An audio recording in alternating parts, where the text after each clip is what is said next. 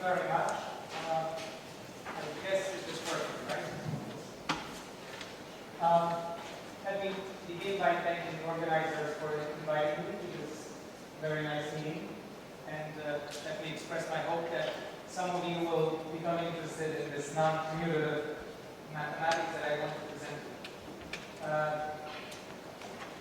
This is the outline of what I want to talk about. And hope you can see this part. The road we are going to travel is a little windy, but the beginning here will be almost pure ideology. This will not really be mathematics. This will be just renaming certain things in a fashionable way. Then I will describe for you what quantum families of maps are. Then we will focus on something called quantum families of all maps. I will explain exactly what this is, and then we'll make a sharp turn and go to the world of quantum semigroups and quantum groups. And I will give the relevant definitions at a certain point. And our aim is to just give examples. Therefore, I will not be too big theorems. I will only give you results and show you sort of a hopefully powerful picture from which we'll see this non-commutative geometry and quantum group theory, quantum semigroup theory, hopefully become interesting. So let us begin with the main tool, namely non-commutative topology, phrased in the language of C-star algebras. So what is a C-star algebra? Perhaps many of you, maybe everyone knows what that is, but let's begin with the definition. So a C-star algebra is a Banach algebra A with a norm and an involution. So a Banach algebra means it's a Banach space, which also has a bicontinuous multiplication on it, but it also has an involution, which we suppose to be an anti-multiplicative and anti-linear map. And this involution has to satisfy the following relation with the norm. Okay, a C-star algebra is an algebra, Banach algebra, with an involution that satisfies this property. This is a crucial, it's called the C-star property. This defines C-star algebras. And what are examples of C-star algebras? The main example is the algebra of all bounded operators on a Hilbert space. This is a C-star algebra. The involution is the information conjugation of an operator. But there is another example, namely algebra of all continuous functions on a compact space. Whenever I say compact or locally compact, I mean Hausberg, so I will not mention this. And then, in this case, multiplication is just multiplication of functions, pointwise multiplication. And involution is taking a complex conjugate of a function. Now, both these algebras have units. D of H has the identity operator. C of X has a function that is equal to 1 everywhere. But there are non-unital examples. For example, the algebra of all compact operators on a Hilbert space H. If H is infinite dimensional, this is not a unital algebra anymore.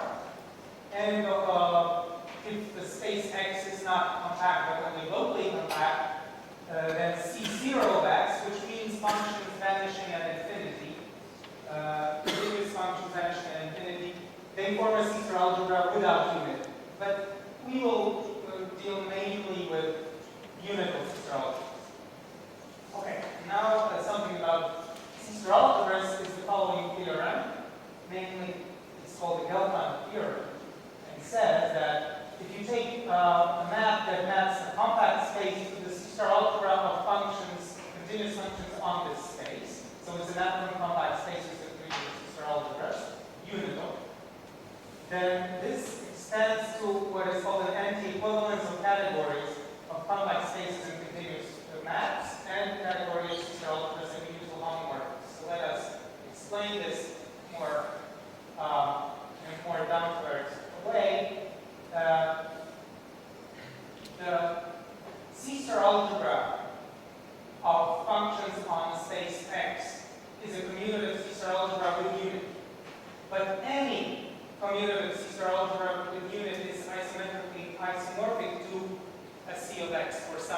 and this X is uniquely determined up to homeomorphism. So talking about compact spaces up to homeomorphism is exactly the same thing as talking about commutative C-star algebras with unit up to an isometric isomorph. These are equivalent pictures of the same object, X and C of X. And it goes further, it goes also to maps. Continuous maps between compact spaces on this side correspond exactly to the star homomorphisms, unital star homomorphisms of C-star algebras. So these are linear maps between C-star algebras that are multiplicative and also preserve the involution. We saw this morning already. And also this analogous result is true for locally compact spaces, and then the C-star algebras no longer need to be unital on this side. But then one needs to redefine this part, the morphisms between C-star algebras. That's a little tricky, so we will not go into this. Okay, so now what are quantum spaces? In view of this theorem, spaces correspond to C-star algebras that are commutative. So quantum spaces are objects of the category dual to the category of all C-star algebras. Okay? The dual is because, maybe I didn't mention this very emphatically, but whenever we have a map of spaces on this side, the map of C-star algebras is in the other direction because it's a pullback. It's like with a conjugate mapping of vector spaces. It goes the other way. So the categories are not equivalent but anti-equivalent. So the arrows go in a different direction. Anyway, a quantum space is an object of the category dual to category C-star algebras, not commutative C-star algebras, but all C-star algebras. Commutative C-star algebras would mean a normal space, a topological compact or locally compact space. Quantum space corresponds to a non-commutative C-star algebra. So this is a picture. If the duality between spaces and commutative C-star algebras is to be represented by this arrow, let's call it a reflection in this axis, then commutative C-star algebras are a subclass of all C-star algebras, and by duality, quantum spaces are just the reflection of all C-star algebras on this side. In other words, any theorem about quantum spaces is really a theorem about C-star algebras, and vice versa. It's just a different name for the same thing. But giving a different name to C-star algebras, calling them algebras of functions on quantum spaces, gives us a new point of view, which helps us develop some interesting mathematics. This is why we do it. Because so far there has been no mathematics, apart from Gelfand's theorem. Some notation and terminology. I will always use this way of introducing a quantum space. Let X be a quantum space. What is a quantum space? Well, there is some C-star algebra that we call functions on this space X.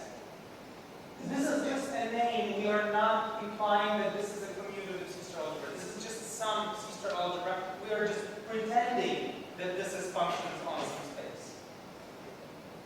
Okay? It's just a quantum space corresponds uniquely to one C-star algebra. This is all. But following the Gelfand duality, we call a quantum space X compact if this C0 of X is unital, and in this case we don't write the 0, we just write C of X. So a compact quantum space is something that corresponds by a duality to unital C-star algebra. And from now on, we will no longer use non-unital C-star algebras because I'm tired of the 0 everywhere, so just compact quantum spaces from now on.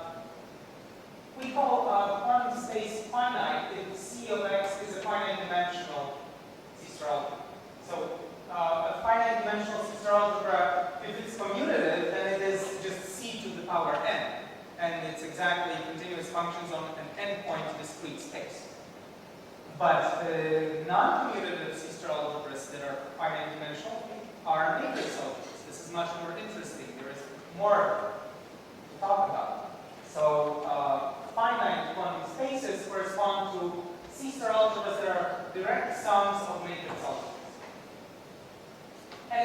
case, they are always unital. So, okay. Let's take two quantum spaces, which means the same thing. Let's say two C-star algebras and write C of x for one of them, C of y for the other.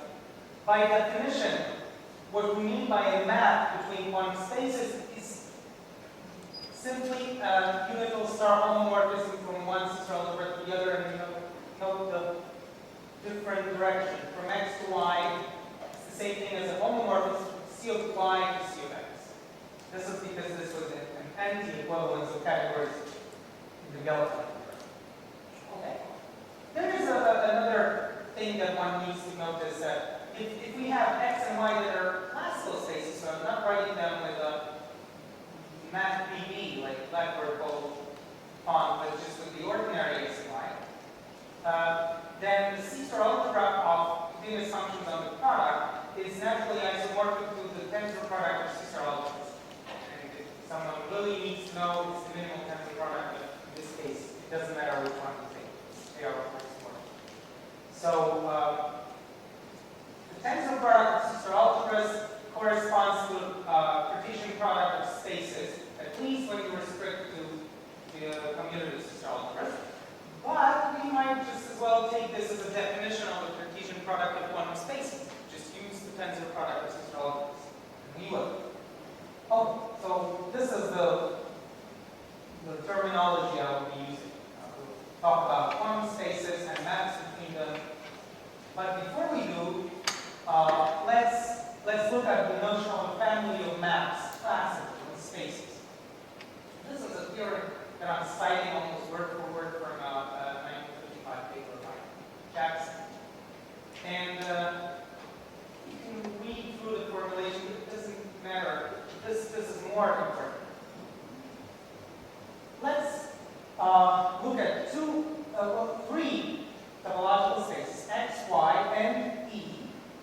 And assume that you have a continuous family of maps. So you have a family of maps from x to y, indexed by this topological space E. I write continuous in brackets here because any family you take could be indexed by a discrete space, for example. So any family is also a special case of a continuous family. So a family of maps from x to y is the same thing as a single map from the space of indexing the family to the space of continuous maps from x to y.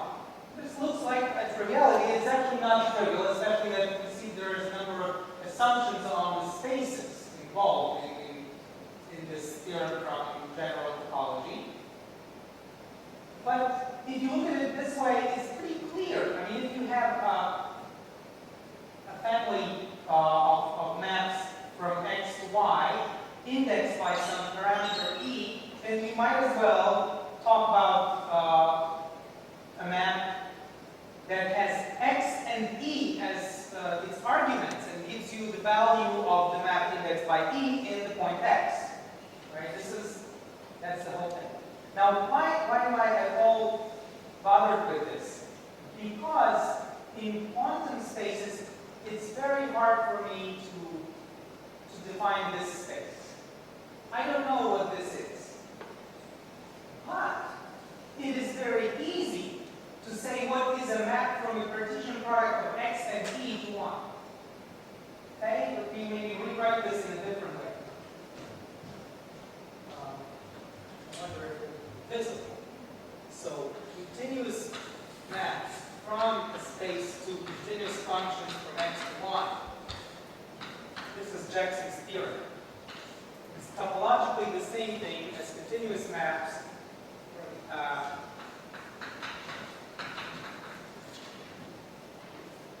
is this visible at all? No.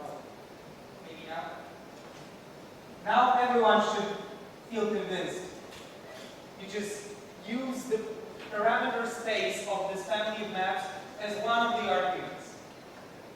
And you topologize spaces of maps with the compact open topology. And then this is a homeomorphism, the canonical map. The only one you have.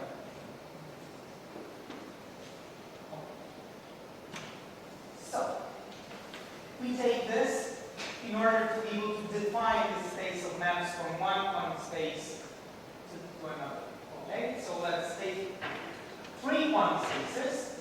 y, E. This means we have C of x, C of y, C of E, some C-star algebras. A continuous family of maps from x to y, characterized by this quantum space E, that is part of the name of that object, is nothing else than unital star homomorphism like that. From C of y to C of x, tensor C of E. So if these were classical spaces, y, x, E, this would be the same thing as a continuous map from the Cartesian product of x and E to y, which is the same thing as an E index family of maps from x to y. So, hence the definition. This is what we call a quantum family of maps. It's just this star homomorphism from one C-star algebra to a tensor product of two other C-star algebras.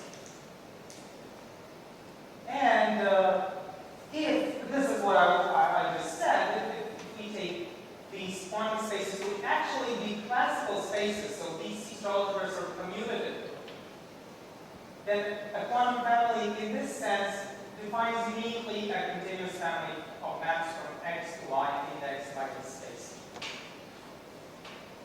And examples are not plentiful because the definition is so general.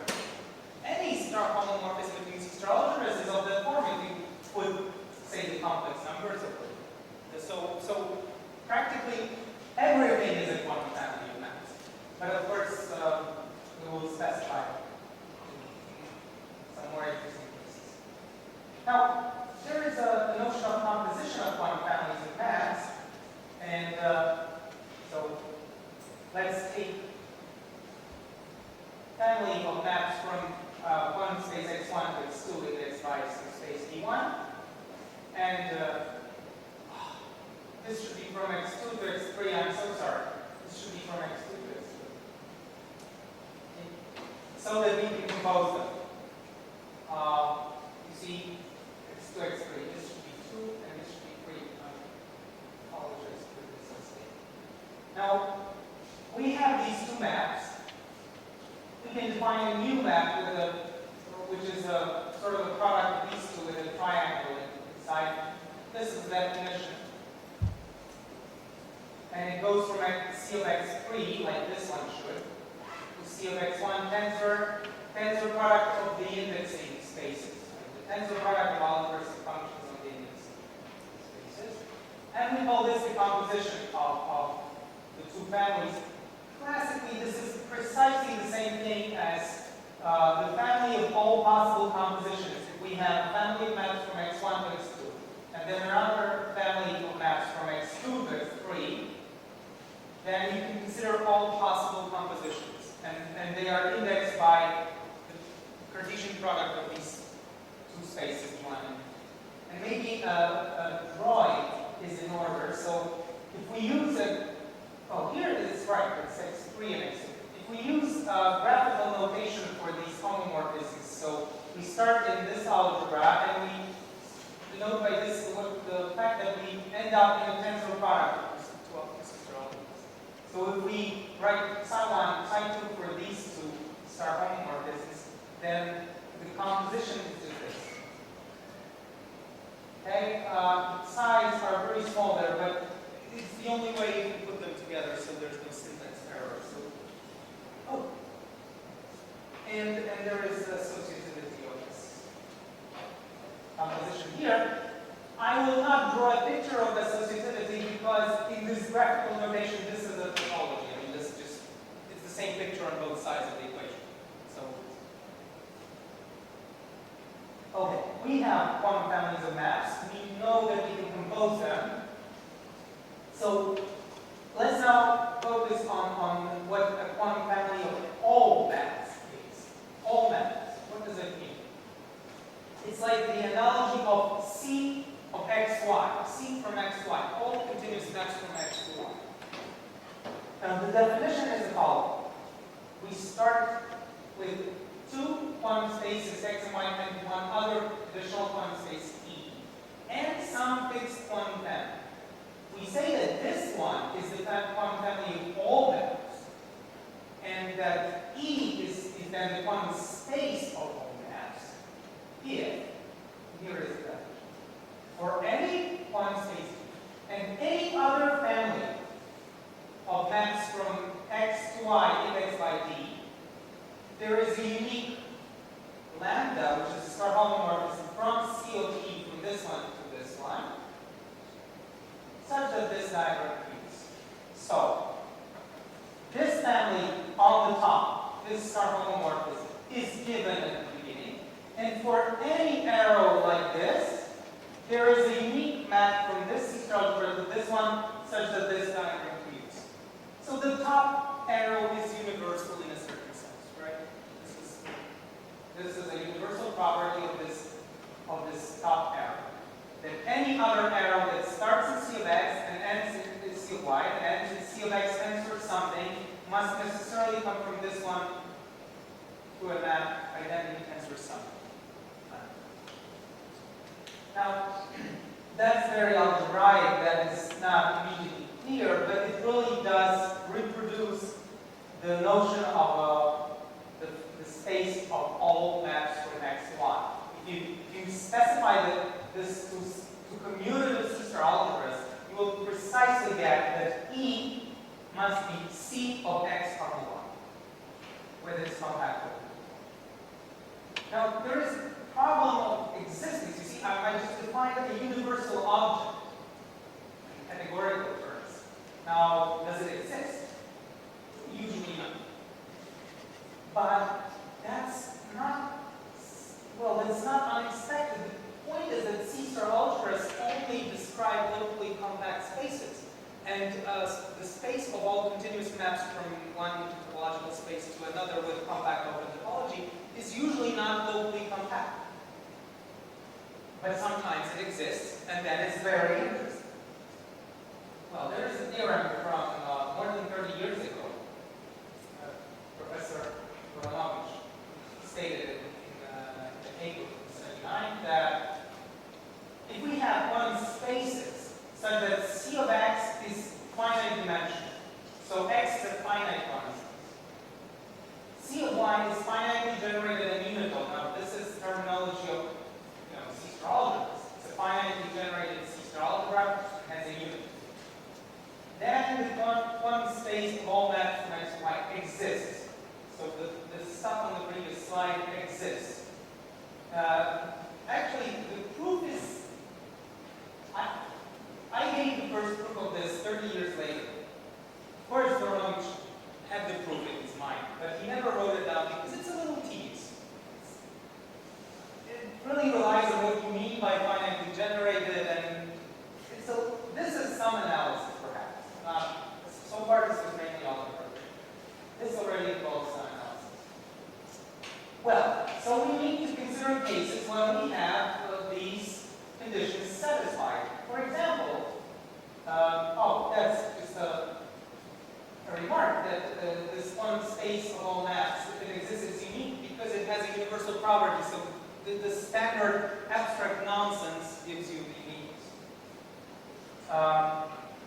But the interesting case, again, is to take x actually equal to y, and in that case I usually call it m, with Cm finite dimensional, because any finite dimensional C-star algebra is unital and finitely generated, so this is satisfied, this one, and it's finite dimensional, so the first assumption is satisfied.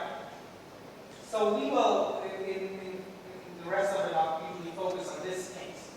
We take a finite dimensional C-star algebra, which means we consider a finite quantum space, and we look at the family of all maps from this quantum space to itself. And, well, usually this is nothing interesting.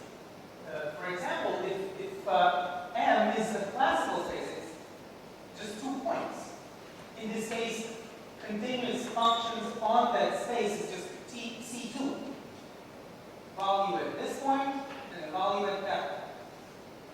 Now, what is the classical space of all maps of this space into itself? There are 4 maps of 2 points to itself. Nothing interesting there. But the quantum space of all maps from M to N, so the universal object in the quantum world, that's a big C-star algebra describing it. So this in continuous functions on E, the corresponding C algebra, is isomorphic to this algebra of all continuous functions on the unit interval with values in 2 by 2 matrices, such that at the endpoints of the interval, the function has diagonal values. In the middle of the interval, it's any matrix, continuously varied, but at the endpoint, it has to be diagonal. That's an infinite dimensional C-star algebra. Very nice C-star algebra with a lot of properties. Well, we can describe the universal family, the arrow, the actual star homomorphism that is the quantum family of all maps. And the description is the following. It's enough to describe it on the vector 0, 1, 0, because the vector 0, 1 is the unit minus this one. So a unital star homomorphism can be described by giving just the value on this vector. And the image is 1, 0 tensor P, 0, 1 tensor Q, where P and Q are certain elements of this C-star algebra. 1 is a function on the interval 0, 1 with values in M2 of C, which is a constant function and has this matrix as a value on all of the interval. And the other is this. P and Q are actually projections. So this is a projection for any T. And it's a sort of varying projection. Oh, that's an example. The calculations are not extremely difficult, but quite fun. So you can see that the quantum space of all maps from this 2-point set to itself is described by an infinite dimensional C-star algebra. So somehow we would say it's an infinite space. There are infinitely many quantum maps between 2 points and 2 points, although there are only 4 ordinary maps. We will come back to this later. Oh, now quantum semi-group structure is, let's take M to be a finite quantum space. Then we have the quantum space of all maps from M flat, let's call it E. Now let phi be again the corresponding quantum family of all maps. Then this pair, E and phi, or C of E and phi, has a universal property that guarantees the existence of a certain amount delta from C of E to C of E tensor C of E, which satisfies this formula. Where does this come from? Well, it's very simple. You take the universal family, and you take its composition with itself. Now, anything over here downstairs must come from this map via identity tensor sum morphism. So we call this morphism delta. We get a map from C of E to C of E tensor C of E. Now, think in terms of the classical analogy. A map from C of the space to C of the space tensor itself, it's the same thing like a two argument operation in the other direction. So it's like a multiplication of the space E. Well, multiplication is a little too early, but let's see what the properties are of this map. So we're again in the same situation. We have M, finite quantum space of all maps. We have the delta that we just defined, and phi, the quantum family, as just before. This delta is co-associative, which means that this formula is set. Now, this formula tells you that this multiplication along the quantum space E that corresponds to this map is associative. I mean, it looks like associativity.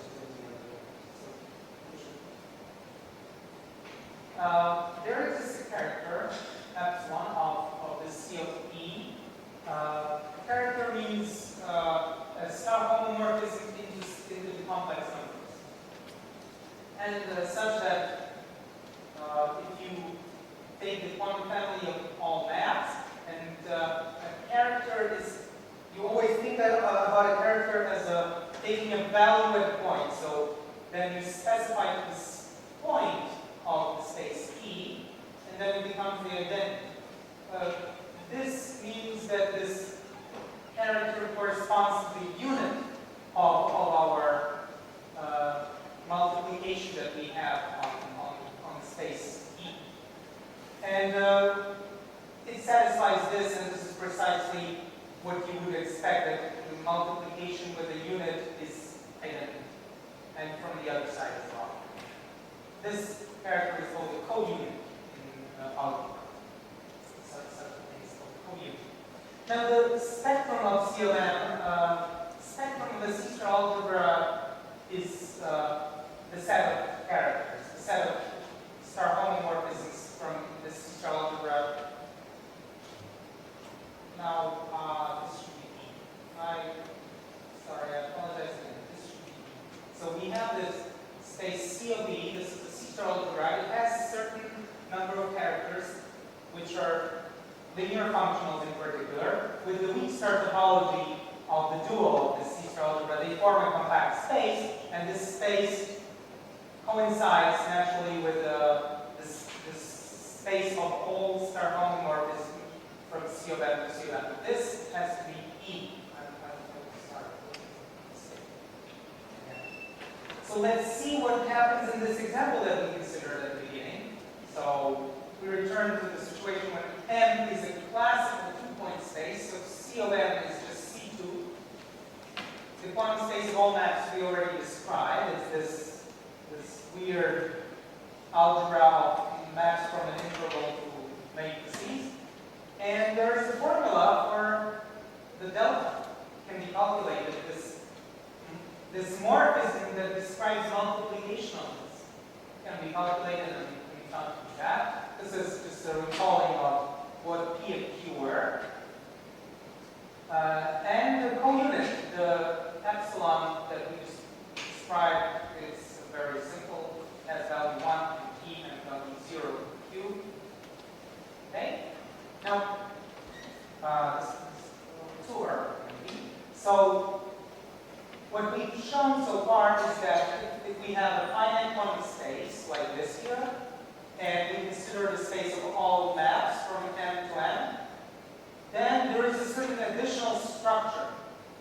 And I already used the words multiplication, unit, co-unit, so it's like a semigroup. This space E is like a semigroup. And of course, if you have a set, and you consider all maps of this set to itself, it's a semigroup under composition. And we're just seeing this in the non-commutative world. It's just not the commutative phenomenon, it's a more general phenomenon.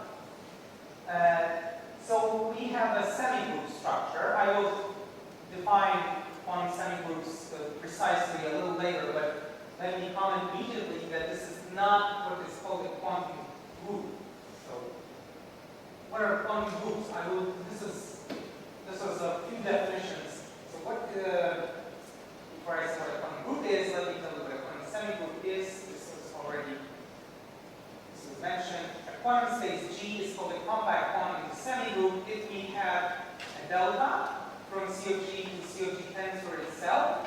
So it's like a two-argument operation on G, which is co-associative. That's all. That's a compact quantum semigroup. Now, a compact quantum group, it's a special situation when this is supplemented with some analytic conditions. Namely, that if you take the image of this delta, that's a subalgebra somewhere here, and you multiply elements of this subalgebra, so this is the image of delta here, by elements of the form 1 tensor something. You take the linear span of both such products and the exposure, then you get everything. And similarly, this is just the same thing with C of G going to the left. You see C of G tensor 1. And delta over here, this doesn't matter. Delta might as well be over. So a compact quantum group is a special kind of compact quantum semigroup, just like a compact group is a special kind of compact semigroup. These two density conditions, they correspond to the fact that the multiplication that is defined on this space G has cancellation property from left to right. If you have a compact semigroup with cancellation, then it's a group. and vice versa. A compact group is a compact semigroup. So what we have so far is that if we have a finite quantum space and the quantum space of all mass, then it's a quantum semigroup. It has the delta, it has also the unit, it has the co-unit epsilon. But it's not a quantum group. It's never a quantum group unless n is just 1 point. So C of n is a complex number. That's not interesting.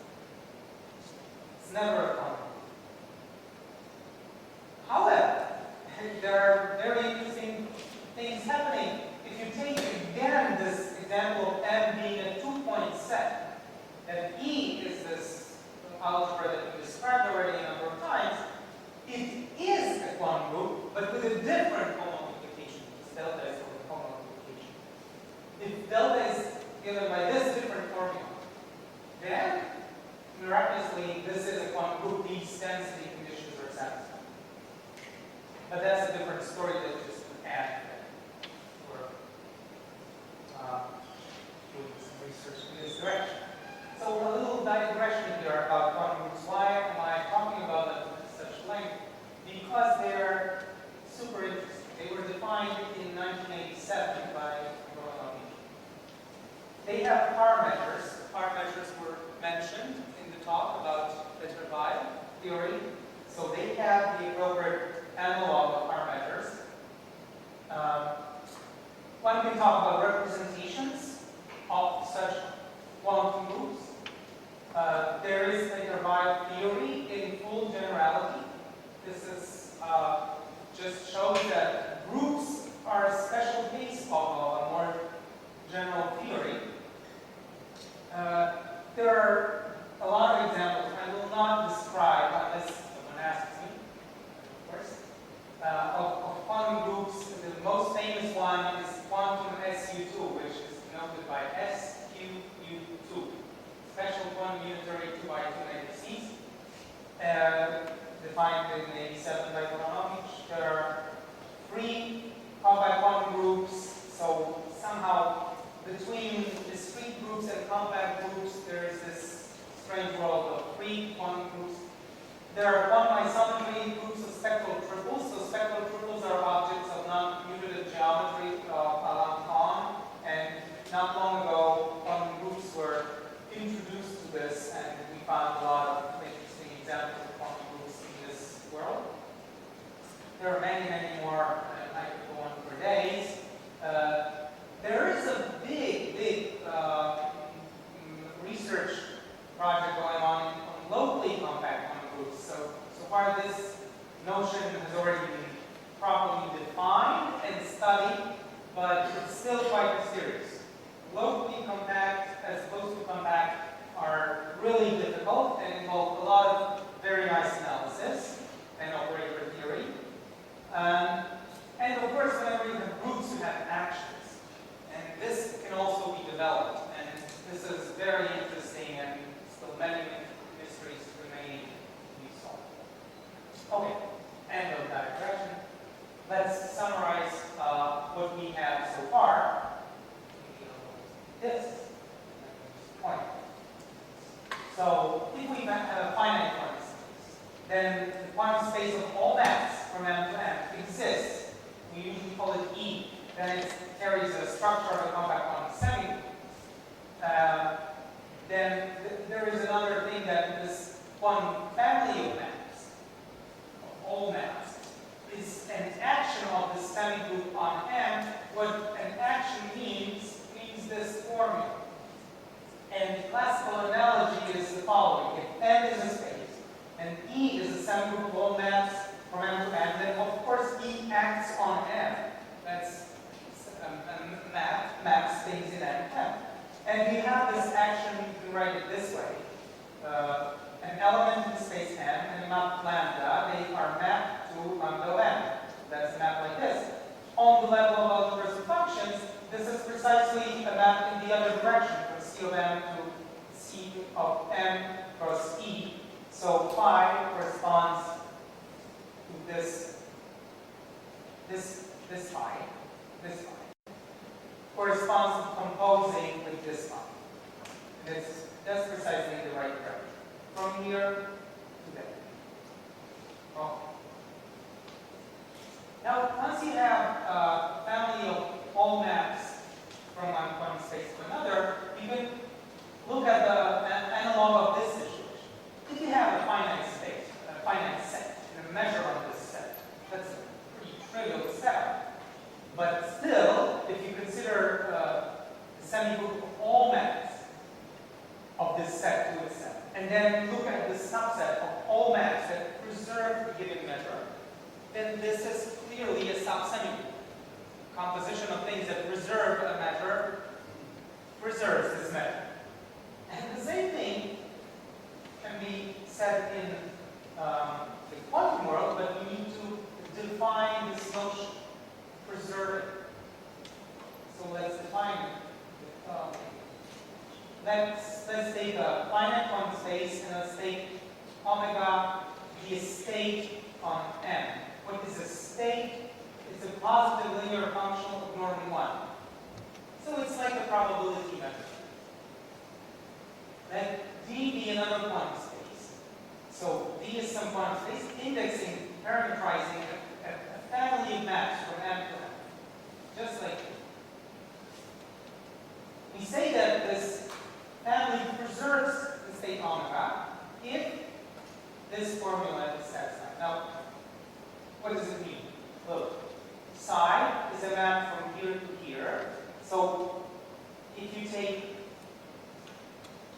psi of x, this means you took a function on M and you made it into a two-parameter function, two-variable function. One variable is in the space, and the other variable is in the semigroup of maps. It moves the other variable, the space variable. And now, this formula says that if you integrate with respect to your given measure, if you integrate with respect to this measure along the space variable, then what you get is a constant function, 1, times the value of the integral. This is a function that is constant with respect to the parameters, which means that the family of maps was not changing the integral. Because if you integrate and still look at different parameters, different maps corresponding to different elements of the space D, you always get the same constant value. It's a constant times 1. The 1 is a constant function on the space D. So this means that the value of the integral of x composed with elements of this family of maps doesn't depend on the parameter D. So all these maps preserve omega. This is precisely the same thing as classical preservation of omega. Now, if we have this notion of a family preserving a state, then we can conclude with this theorem. Let M be a finite quantum space, and let omega be a state on C of N. So it's like a set with a measure. There exists a unique quantum family like this, parameterized by some quantum space W, such that for any quantum family that preserves omega, so there's a different parameter space here, there exists a unique homomorphism from this Sixth algebra to this Sixth algebra, making this diagram commutative. So we have again a universal arrow.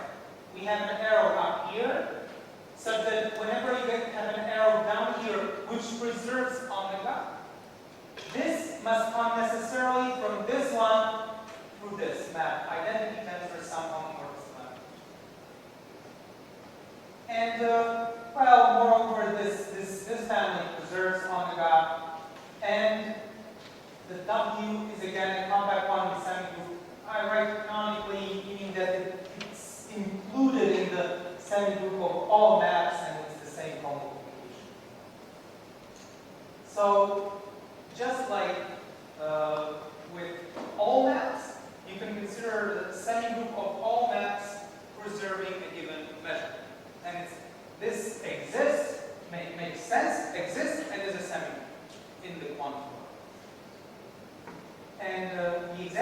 for example, let's take something really non-classical. So let's take a quantum space M such that the C-star algebra of functions on this M is 2 by 2 matrices. So that's not commutative. So this is not the real C of something. It's really a quantum space. It's really, we only have that. This M is a ghost. It's a virtual object. We don't know what it is. But we know what M2 of C is. Let's consider a state, which is sometimes called a Powers state, from the famous paper by Robert Powers on finite algebras. This, you take a parameter Q in 0, 1, and you take a state that assigns to a matrix A, B, C, D the value A plus Q squared B divided over 1 plus Q squared. The fact that we're using Q squared, not Q, is irrelevant. It's for traditional reasons, maybe just as well might be Q. Same assumption. Then we are in the setup from the previous theorem. So we have this one semigroup of all maps preserving this special state. And what is it? The C-star algebra of all functions on this is a C-star algebra generated by beta, gamma, and delta with this set of relations. Well, might not be very pretty, but there's a lot of symmetry to this. So, why not? It's pretty interesting. We can also describe the co-multiplication, the semigroup structure of this space W. What is it? Well, that's not nice. But at least it can be computed. That's the co-unit is much easier. Just sends 2 of the generators to 0 and the first one to 1. Okay. This came up in the following research.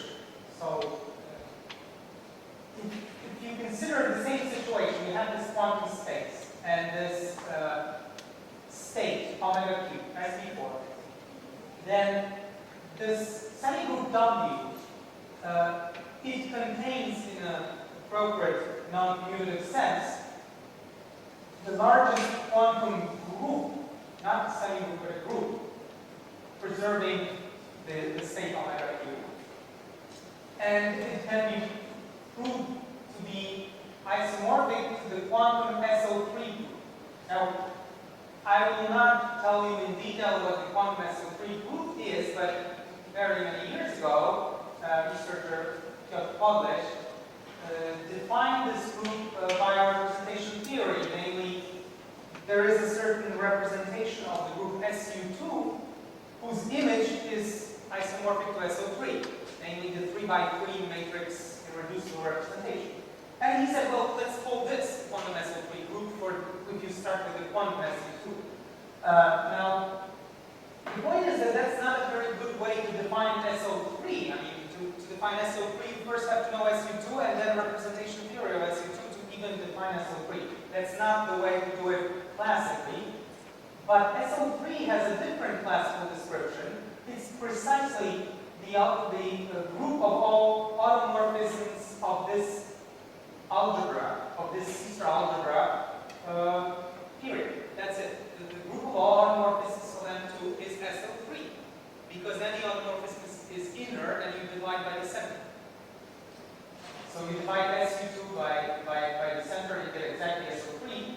Now, any automorphism of M2 preserves the trace, because the trace is unique. And of course, but what about those things that preserve this omega cube? Well, but they also have to preserve the trace. Unless you don't ask for regular automorphisms, you ask for the quantum family of automorphisms. Then you can consider all those that preserve omega cube instead of the trace, which is, by the way, omega 1. And then you get classical SO3 at the end point of the interval for cubes. Let me maybe describe to you what Polish found. He found that this SQ03, which is another name for quantum SO3 group, has this description. The C-star algebra of functions on it is generated by 5 elements with 20 relations. That that is also not really the way you introduce a group. Nobody knows what this means, except for Piotr, who was able to understand it. The only improvement that I found in this was first to reduce, it's in fact 5 of these relations follow from the others. But that's not easy at all. But then I found that the one meso 3 had a very nice universal description. Instead of this representation theory or this stuff, it had a nice universal description. One commutant is idealistic. I will.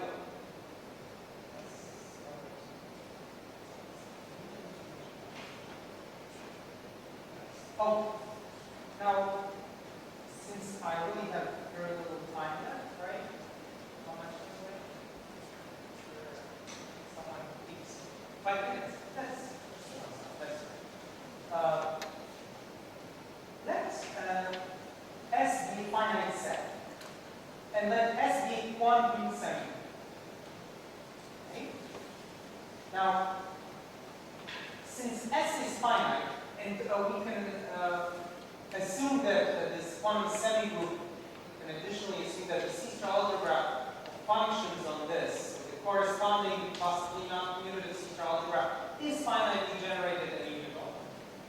Then there exists the quantum space of all maps from ordinary S to backward called S. Now, if you think about it, that's obvious, it's very clear that if you have a set and a group or a semigroup, then a set of all maps from the set to the semigroup is a semigroup. With you just compose them pointwise. You have 2 maps, then you end up in the semigroup and you compose the image at a given point. Right? So that's also true in this situation. This quantum space of all maps from S, ordinaries, finite set S, to the quantum semigroup S, can be endowed with the structure of the quantum semigroup. And so you see S is a semigroup and H is a semigroup of all maps from this S to this S. All the 2 different fonts are distinguishable. So we have S and H, 2 quantum semigroups now. If S is a quantum group, it can be proved that so is H. If H is a quantum group, then so is S. That's what these are. Very strange things happen when you no longer assume that S is an ordinary classical space. So instead of a finite set, you do all this, but here you have a quantum space. So all you are able to deal with is some non-commutative finite dimensional C-star algebra in this case. All of this stuff can be realized, but then, for example, this statement fails. It's really weird, really strange. There is, you can see more about this. I didn't put details on the slides, but since the time is practically up, thank you.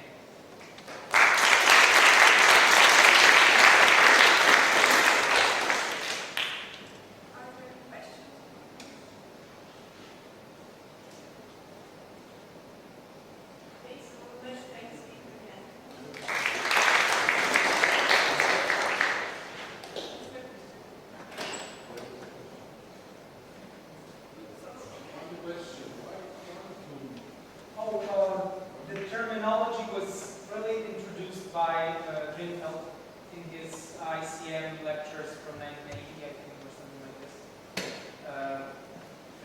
Maybe a little later. Anyway, when Voronovich began this, he used a pseudo-group. Because these are not groups, they are very close to groups in a certain sense. They generalize groups. I don't like the terminology, but I can't help it. I mean, everyone in the field talks like that. So, of course, there is a link to quantum mechanics. That classical mechanics is described by observables, which are functions on the manifold And then in quantum mechanics, the observables are no longer commuting objects, they are non-commuting operators on a Hilbert space. A similar thing happens here. A lot of techniques in quantum theory help us. There is absolutely no application of quantum groups to quantum mechanics. Well, there are some, but I really think they are poor.